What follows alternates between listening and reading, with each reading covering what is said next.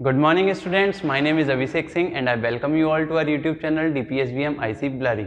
Today we are going to study a new chapter in science that is getting to know plants. So let's begin with the video. देखिए बच्चों, आज का हमारा chapter है chapter 7 science का getting to know plants. इस chapter में जैसे कि हमारा चैप्टर का नाम है, हम प्लांट्स के बारे में बहुत सारी चीज़ें जानने वाले हैं। हमने हमारा फर्स्ट चैप्टर पढ़ा था food, where does it come from. तो उसमें हमने पढ़ा था कि फूड के दो सोर्सेज होते हैं, एक एनिमल सोर्सेज होते हैं और एक प्लांट सोर्सेज होते हैं। प्लांट सोर्स में जब हमने बात आई थी तो आपके एग्जाम में भी मैंने एक क्वेश्चन दिया था। क्वेश्चन था कि प्लांट्स के कौन कौन से पार्ट्स को हम ईट करते हैं। तो आप लोगों ने आंसर दिया था कि स्टेम को भी ईट करते हैं, रूट को ईट करते हैं, जैसे कैरेट को ईट करते हैं, आप कैरेट खाते हैं। कैरेट क्या है? एक प्लांट का रूट होती है, उस रूट को आप खा लेते हैं। ऐसे ही बहुत सारे एग्जाम्पल आप लोगों ने दिए थे और बहुत सारे पार्ट्स के बारे में हमने बात करी थी। तो इस वीडियो में जब प्लांट्स की बात करी है, प्लांट्स को आप सबको प्लांट्स के बारे में पता है, तो हम बात करते हैं पार्ट्स ऑफ प्लांट्स की। एक प्लांट के कौन कौन से पार्ट्स होते हैं, प्लांट के कौन कौन से पार्ट होते हैं, किन किन चीजों से मिलकर प्लांट बना होता है। सबसे मेन चीज होती है प्लांट की रूट। रूट जिसे हिंदी में क्या कहा जाता है? जड़। दूसरे नंबर पे आती है रूट से कनेक्ट जो होती है वो होती है स्टेम, ठीक है। तीसरे नंबर पे आते हैं, स्टेम के अलावा आती हैं लीव्स, उसके अलावा फ्लावर्स, और फिर फिफ्थ नंबर पे हमारे फ्रूट्स। तो एक प्लांट के ये कुछ मेन पार्ट हैं, root, stem, leaves, flowers, fruits. इस चीज को आप एक पिक्चर के माध्यम से भी समझ सकते हैं। आप अपनी स्क्रीन पर इस समय एक पिक्चर देख रहे होंगे। पिक्चर है पार्ट्स ऑफ प्लांट के बारे में। तो आपने देखा होगा लैंड के सबसे नीचे क्या है? एक ब्राउन कलर से लैंड को दिखाया गया है। लैंड के नीचे है रूट, और रूट के फंक्शन भी लिखा हुआ है, root absorbs water and minerals. उसके ऊपर है रूट से कनेक्ट है स्टेम, और स्टेम का क्या यूज है? Supports the plant. Stem plant को क्या करती है? खड़े होने में सपोर्ट करती है। तीसरे नंबर पे आता है फ्रूट। फ्रूट का क्या काम है? प्रोटेक्ट्स द सीड्स, सीड्स को बचा के रखना। फोर्थ नंबर पे आती है लीफ। लीफ का काम होता है फोटोसिंथेसिस को परफॉर्म करना, फोटोसिंथेसिस का प्रोसेस करना। प्लांट्स जो अपना खाना बनाते हैं वो फोटोसिंथेसिस के प्रोसेस से बनाते हैं, और ये फोटोसिंथेसिस का प्रोसेस किस में कंडक्ट होता है? लीफ के अंदर। उसके बाद है फ्लावर। फ्लावर क्या काम करता है? फ्लावर मदद करता है रिप्रोडक्शन करने में। देखिए लैंड के नीचे का जितना भी पार्ट प्लांट का जमीन की सतह से नीचे का जितना भी पार्ट है वो कहलाता है रूट सिस्टम, और जमीन की सतह से ऊपर का जितना भी पार्ट होता है वो क्या कहलाता है? शूट सिस्टम, ठीक है। तो हमने इन चीजों के बारे में बात करी, हमने रूट के बारे में, स्टेम के बारे में, लीव्स, फ्लावर्स और फ्रूट्स, इन सब के बारे में बात करी। अब हम बात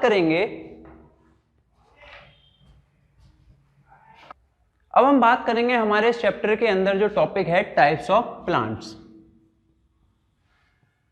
टाइप्स ऑफ प्लांट्स। प्लांट्स किस किस तरह के होते हैं, और ये जो हम टाइप्स ऑफ प्लांट्स पढ़ रहे हैं इसका बेस क्या है? इसका बेस है स्टेम। स्टेम के अकॉर्डिंग, स्टेम जो प्लांट का तना होता है ना, स्टेम किस तरीके का होता है उसके आधार पर हम क्या पढ़ने वाले हैं? टाइप्स ऑफ प्लांट्स को पढ़ने वाले हैं। तो सबसे पहला है इसमें हर्ब्स, दूसरे नंबर पर है श्रब्स, और तीसरे नंबर पे आता है हमारे ट्रीज। और इन तीनों के अलावा दो और होते हैं, एक होते हैं क्रीपर्स और एक होते हैं क्लिम्बर्स, ठीक है प्यारे बच्चों। सबसे पहले हर्ब्स। देखिए वो सभी प्लांट्स जिनका कलर ग्रीन हो, कैसा कलर हो? ग्रीन हो, और ग्रीन कलर होने के साथ साथ टेंडर स्टेम्स हो। टेंडर स्टेम्स का मतलब उनका जो तना होगा वो कैसा होगा? कमजोर होगा। टेंडर स्टेम मतलब कमजोर, लचीली, ऐसी स्टेम हो, उन प्लांट्स को क्या कहेंगे? हर्ब्स। अब आप लोगों ने घर में देखा, आपके घर में आता होगा धनिया, धनिया आता है, तो धनिया का जो स्टेम होता है देखिए ऐसे करके पतला सा आता है और ऐसे करके ऐसे करके ऐसे करके निकले हुए होते हैं और यहाँ लगे हुए होते हैं पत्ते, ऐसे ही तो होता है धनिया में। तो जो पत्ते जो लगे हुए होते हैं इसका स्टेम कैसा होता है, बहुत कमजोर होता है और आप उसे अपनी इच्छा के अनुसार मोड़ भी सकते हैं। वो सब क्या कहलाते हैं, हर्ब्स। जैसे धनिया हो गया, आपका पुदीना हो गया। और अगर आप इसको और अच्छे से समझना चाह रहे हैं तो मैं आपको एक पिक दिखाता हूं। पिक्चर देखिए आप अपनी स्क्रीन पर। आपको अपनी स्क्रीन पर जो पिक्चर दिखाई दे रही है उसमें लिखा हुआ है हर्ब्स। हर्ब्स की डेफिनेशन भी दे रखी है। Herbs are small plants with weak stems. Herbs कैसे प्लांट होते हैं, छोटे प्लांट होते हैं और इनकी स्टेम कैसी होती है, कमजोर होती है। मैंने भी आपको क्या बताया था, ये ग्रीन प्लांट्स होते हैं और इनकी स्टेम कैसी होती है, टेंडर होती है, कमजोर होती है। एग्जाम्पल में है बेसिल, मिंट, कोरिएंडर, तुलसी। मिंट होता है मेंथा, मेंथे की फसल होती है खेतों में, वही वाला मिंट है। कोरिएंडर धनिया आप सभी के घर में आता है और तुलसी के बारे में तो आपको बताने की कोई जरूरत है ही नहीं। इसके बाद दूसरे नंबर पे आते हैं श्रब्स। दूसरे नंबर पे क्या आते हैं, श्रब्स।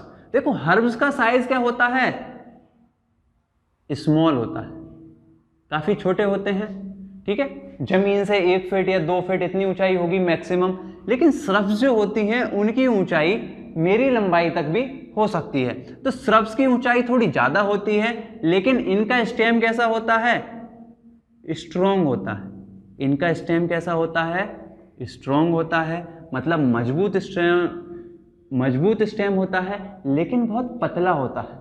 इनका श्रब्स का स्टेम मजबूत तो होगा लेकिन बहुत पतला होगा। और अगर कोई चीज मजबूत है लेकिन वो बहुत पतली है तो आप उसे मोड़ भी सकते हैं और आप उसे तोड़ भी सकते हैं। तो मोड़ने पर इनकी स्टेम टूट भी जाएगी, ठीक है। स्ट्रॉन्ग स्टेम बट थिन, कैसी होती है, पतली होती है इनकी स्टेम, ठीक है। तो हर्ब्स क्या है, हर्ब्स हमारे ग्रीन प्लांट्स होते हैं जिनकी स्टेम कैसी होती है, कमजोर होती है। और श्रब्स के से होते हैं, श्रब्स हर्ब्स से हाइट में लंबे होते हैं, बड़े होते हैं, ज्यादा आकार के होते हैं, इनकी स्टेम भी स्ट्रॉन्ग होती है, लेकिन इनकी स्टेम कैसी होती है, थिक होती है। अब इसको भी आप एक पिक्चर के माध्यम से समझेंगे और आप अपनी स्क्रीन पर इस समय एक पिक्चर देख रहे होंगे। इस पिक्चर को आप ध्यान से जब देखेंगे तो यहां पर लिखी हुई है एक definition, a shrub is a small to medium size woody plant. Woody मतलब लकड़ी, लकड़ी जिसमें होती है उसे ही तो वुडी कहेंगे। तो छोटे से मीडियम साइज का, एक छोटे प्लांट से लेके मीडियम साइज का प्लांट होता है, वो क्या कहलाता है, हमारा shrubs. It has multiple stems of shorter height. इसमें कई सारी स्टेम्स होती हैं जो जिनकी लंबाई कैसी होती है, कम होती है। और एग्जाम्पल इसके दे रखे हैं शू फ्लावर, रोज, देख रखे हैं आपने, ये इनके एग्जाम्पल दे रखे हैं और इनकी पिक्चर भी आप देख सकते हैं। गुड़हल के फूल का जो पेड़ होता है वो यहाँ पर दे रखा है, ठीक है। आपको श्रब्स भी इसके अकॉर्डिंग समझ में आ गया होगा। अब हम बात करते हैं हमारे ट्रीज के बारे में। तो ट्रीज की क्या खासियत होती है, एक तो ये होते हैं टॉल, लंबे। इनकी लंबाई में इतनी लंबाई होती है कुछ पेड़ों की कि मेरे जैसे 100 लोग भी खड़े कर दिए तो भी कम, 100 मीटर तक लंबाई होती है पेड़ों की, ठीक है। टॉल होंगे एक तो, और इनका स्टेम कैसा होगा, स्ट्रॉन्ग स्टेम होगा, स्ट्रॉन्ग स्टेम होगा। और इसके साथ इनका स्टेम कैसा होगा, थिक होगा, ठीक है। लंबे होंगे, मजबूत स्टेम होगा और थिक स्टेम होगा। थिक का मतलब मोटा। देखिए जैसे कोई पेड़ है, ठीक है, ये है हमारी लैंड, ये पार्ट हमारा क्या है, लैंड। और लैंड के नीचे इस पेड़ की क्या होगी, जड़। इस पेड़ की जड़ नीचे को होंगी, ठीक है। तो इसे कहते हैं हम स्टेम। इसे क्या कहते हैं, स्टेम। स्टेम से ही बहुत सारी ब्रांचेस निकलती हैं और ब्रांचेस से ही क्या निकलती हैं, लीव्स निकलती हैं। और वो चीज आपके समझने वाली, आप समझ गए होंगे। तो ट्रीज को अगर आपको और अच्छे से समझना है तो फिर से आप एक पिक्चर को देखिए। आप अपनी स्क्रीन पर पिक्चर देख रहे होंगे। डेफिनेशन भी दे रखी है, trees are usually tall plant that has thick wooden stem and many large branches. जो पेड़ जो होते हैं, ट्री जो होते हैं, वो लंबे प्लांट होते हैं और जिनमें थिक मतलब मोटा, वुडन स्टेम मतलब लकड़ी का, वुडन तो आपको पता ही है, एंड मेनी लार्ज ब्रांचेस और बहुत बड़ी बड़ी क्या होती हैं उसकी ब्रांचेस होती हैं, शाखाएं होती हैं। ट्रीज के एग्जाम्पल क्या है, मैंगो ट्री, आप आम खाते हैं, आम के पेड़ आपने देखे होंगे, एप्पल ट्री, इसके अलावा कोकोनट ट्री, इसके अलावा बेनियन ट्री, पीपल का पेड़ होता है, कितना बड़ा होता है, लंबा चौड़ा, आप उसके स्टेम को पकड़ भी नहीं सकते। तो इन 3 पार्ट्स में हमने किसे डिवाइड करा, हमारे प्लांट्स को इन 3 पार्ट्स में हमने डिवाइड करा। उसके बाद में 2 चीजों को और समझेंगे, एक है क्रीपर्स, एक है क्लिम्बर्स। देखो 2 शब्द होते हैं, क्रीप, क्रीपर्स जो बना है किस शब्द से बना है, क्रीप से, और क्लिम्बर्स बना है क्लिम से। ठीक है, क्रीप का मतलब होता है रेंगना, क्रीप का मतलब क्या होता है, जमीन पे रेंगना, और क्लिम्ब का मतलब होता है किसी चीज पर ऊपर को चढ़ना। तो ऐसे बहुत सारे प्लांट्स आपने देखे होंगे वो जो जमीन पर ही बढ़ते रहते हैं। बेल, बहुत सारी बेलें देखी होंगी जो जमीन पर ही फैलती रहती हैं, बढ़ती रहती हैं, तो वो क्या कहलाती हैं, क्रीपर्स। मतलब ऐसे प्लांट्स जो जमीन पर ही फैलते रहें, जमीन पर ही बढ़ते रहें, लेकिन हाइट में ऊपर नहीं बढ़ पाए, ऊंचाई में ऊपर नहीं बढ़ पाए, लेकिन जमीन पर ही अपनी ग्रोथ करते रहें, जमीन पर ही चारों तरफ फैलते रहें, वो क्या कहलाते हैं, हमारे क्रीपर्स कहलाते हैं। और क्लिम्बर्स कौन से होते हैं, क्लिम्बर्स वो प्लांट्स होते हैं जो किसी चीज का सहारा लेके ऊपर चढ़ना स्टार्ट कर देते हैं। जैसे कोई लकड़ी है तो इसके चारों ओर ऊपर को घूमना स्टार्ट कर देंगे, किसी चीज का सहारा लेके ऊपर को जो चढ़ना स्टार्ट कर देंगे वो क्या कहलाएंगे, हमारे क्लिम्बर्स। क्रीपर्स और क्लिम्बर्स आपको समझ में आ गया होगा, लेकिन अब भी कोई कंफ्यूजन है तो जो मैं पिक्चर आपको दिखाना चाह रहा हूं उस पिक्चर को देखने के बाद आपकी ये कंफ्यूजन दूर हो जाएगी। ठीक है बच्चों, अब आप देखिए अपनी स्क्रीन पर एक पिक्चर, आपकी स्क्रीन पर जो पिक्चर दिखाई दे रही है वो है, उसमें आपको देख रहे होंगे एक पंपकिन, 2 पंपकिन है। तो पंपकिन जो इनकी जो पैदावार होती है वो किन से होती है, क्रीपर्स से होती है। ठीक है, ये इनकी बेल होती है एक, और वो जमीन पर फैलती रहती है, फैलती रहती है, फैलती रहती है, और अपनी ग्रोथ जमीन पर ही चारों तरफ को करती रहती है। लेकिन जब दूसरी पिक्चर देख रहे हैं आप, दूसरी पिक्चर में देख रहे होंगे एक लकड़ी के सहारे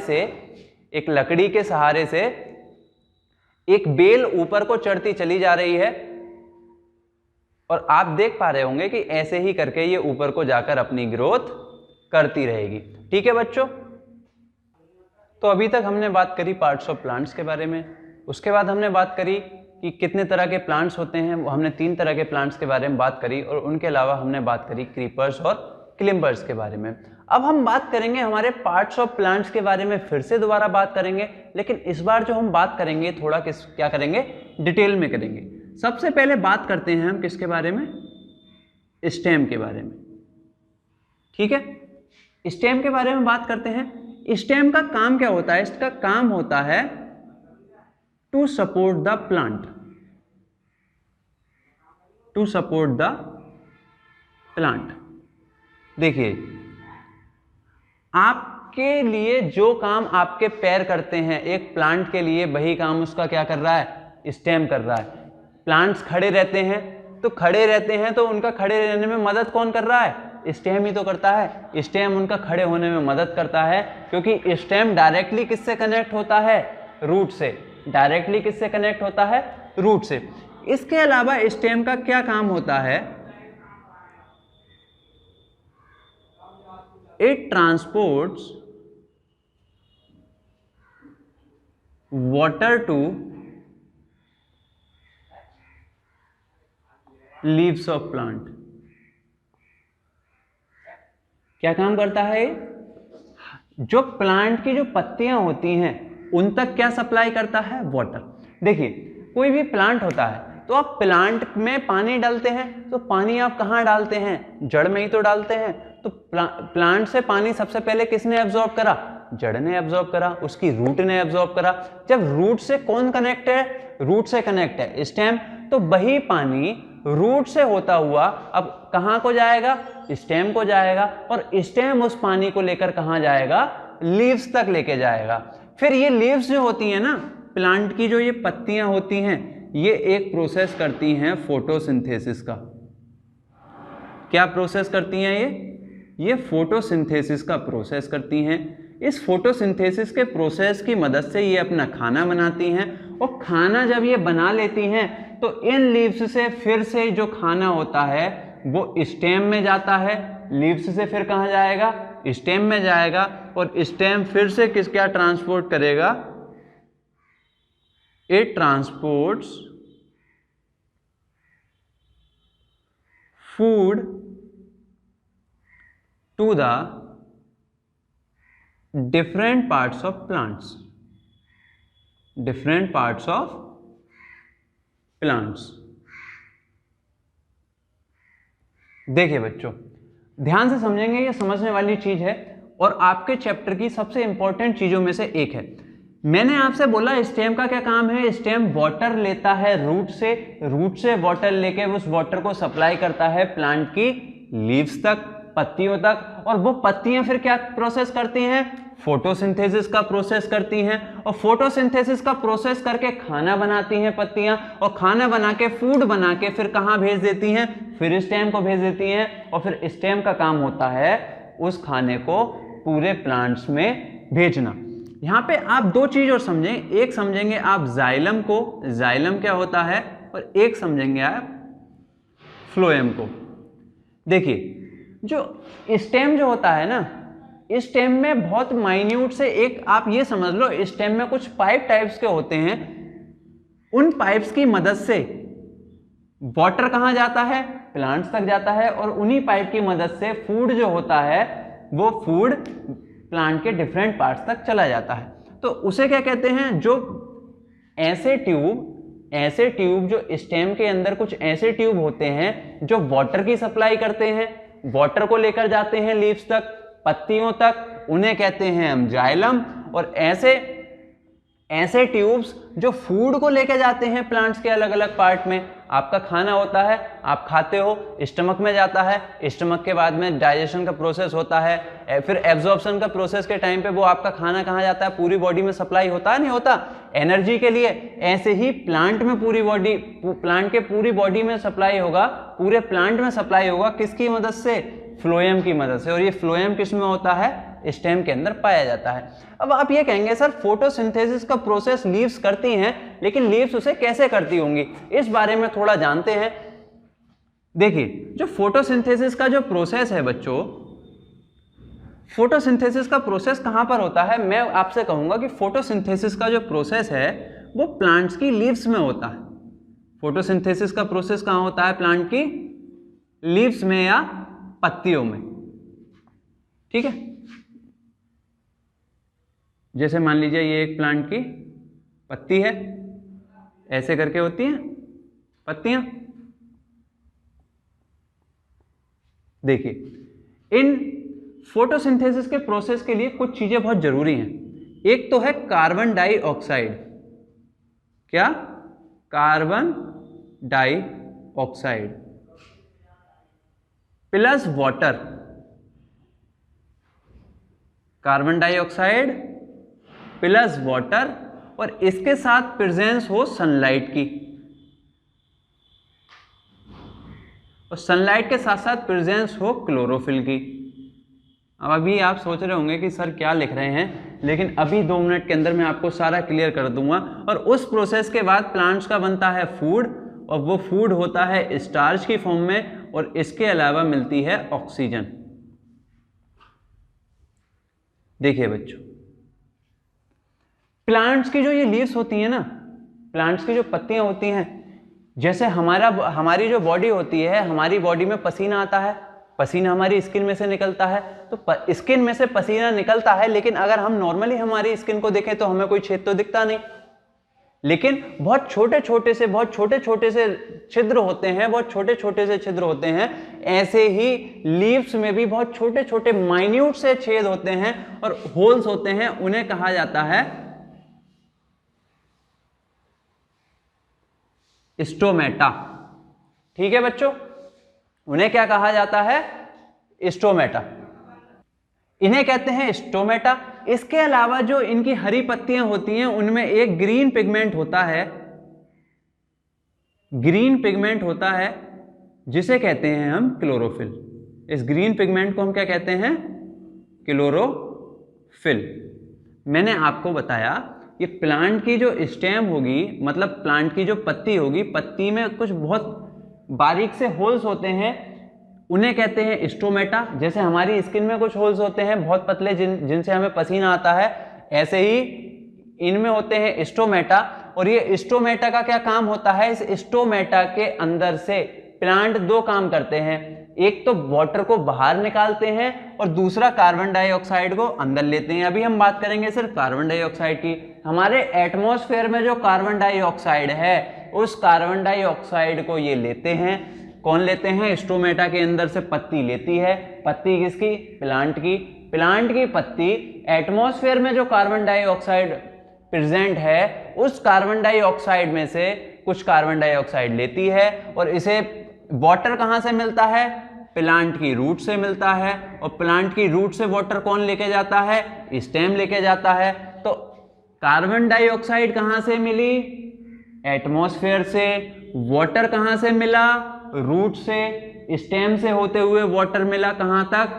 पत्तियों तक। और उसके बाद क्लोरोफिल पत्तियों में होता ही है एक ग्रीन कलर का पिगमेंट जिसे क्या कहते हैं? क्लोरोफिल। और इसके अलावा सनलाइट, सूरज की रोशनी, दिन के टाइम में सूरज निकलता ही है तो सूरज की रोशनी भी मिल जाती है। और जब ये चारों चीजें एक प्लांट को मिल जाती हैं, जब ये चारों चीजें एक प्लांट को मिल जाती हैं तो प्लांट अपना खाना बनाते हैं और खाना बनाने के साथ साथ एक ऑक्सीजन नाम की गैस को भी छोड़ते हैं जिसे हम इनहेल करते हैं। आपने अभी तक अपनी क्लास में, प्रीवियस क्लास में पढ़ा होगा कि हमें ऑक्सीजन किससे मिलती है? प्लांट से मिलती है। लेकिन अभी तक आपने ये नहीं पढ़ा होगा कि आपको ऑक्सीजन प्लांट से कैसे मिलती है। तो ये आज आपको जो मैंने फोटोसिंथेसिस का प्रोसेस समझाया, इस प्रोसेस की मदद से आपको बहुत अच्छे से समझ में आ गया होगा कि ऑक्सीजन प्लांट को कैसे, हमें जो ऑक्सीजन मिलती है प्लांट से वो कैसे बनती है। इस तरीके से बनती है। अब ये फूड जो होगा, फूड जो बन के आया, ये फ्लोएम की मदद से, अभी हमने पढ़ा था जाइलम और फ्लोएम, फ्लोएम की मदद से लीफ से, ये लीफ है पत्ती, पत्ती से कहां जाएगा? स्टेम में जाएगा। और स्टेम में क्या होता है? फ्लोएम होता है। और वो फ्लोएम ये काम करेगा कि इसको पूरे प्लांट्स तक सप्लाई कर दे। इसके अलावा एक बात और है बच्चों, जैसे हमें पसीना आता है, क्या प्लांट्स को पसीना आता होगा? हमारे जो पोर्स होते हैं उनसे हमें पसीना आता है, लेकिन प्लांट्स के जो पोर्स होते हैं ना, ये स्टोमेटा, इनसे भी वाटर आता है निकल के बाहर को, पत्तियों से वाटर निकल के आता है। और वो वाटर पे जब सनलाइट पड़ती है तो सनलाइट उस वाटर को क्या कर देती है? एवेपोरेट कर देती है। और वो क्या बन जाता है? Water vapour. वो पानी भाप बन के उड़ जाता है। और इस पूरे प्रोसेस को कहते हैं ट्रांसपिरेशन। इस पूरे प्रोसेस को क्या कहते हैं? ट्रांसपिरेशन। अगर आप ये वीडियो देख रहे हो तो आपके जो हाफ ईयरली के एग्जाम होंगे उससे ट्रांसपिरेशन से कोई ना कोई ट्रांसपिरेशन की डेफिनेशन मोस्ट प्रोबेबली पूछी जाएगी और फोटोसिंथेसिस की भी पूछी जा सकती है, और हो सकता है दोनों ही पूछी जा सकें। तो आपको यहाँ पे अच्छे से समझना जरूरी है। तो ट्रांसपिरेशन में क्या होता है? जब वाटर, जब प्लांट की पत्तियों पर पानी आ जाता है, प्लांट के अंदर से स्टोमेटा के थ्रू वाटर आ जाता है, और वो वाटर सनलाइट की वजह से, जब सूरज की रोशनी पड़ती है, गर्मी पड़ती है, और उसकी वजह से वो भाप बन के उड़ जाता है, वाटर वेपर बन के उड़ जाता है। तो इस पूरे प्रोसेस को क्या कहते हैं? ट्रांसपिरेशन कहते हैं। तो बच्चों आज हमने बात करी स्टेम के बारे में। अगली वीडियो में हम इसके अगले टॉपिक के बारे में बात करेंगे, जैसे रूट के बारे में थोड़ा अच्छे से बात करेंगे, फ्लावर के बारे में अच्छे से बात करेंगे। तब तक के लिए आप अच्छे से घर पे वीडियो देखते रहिए। धन्यवाद।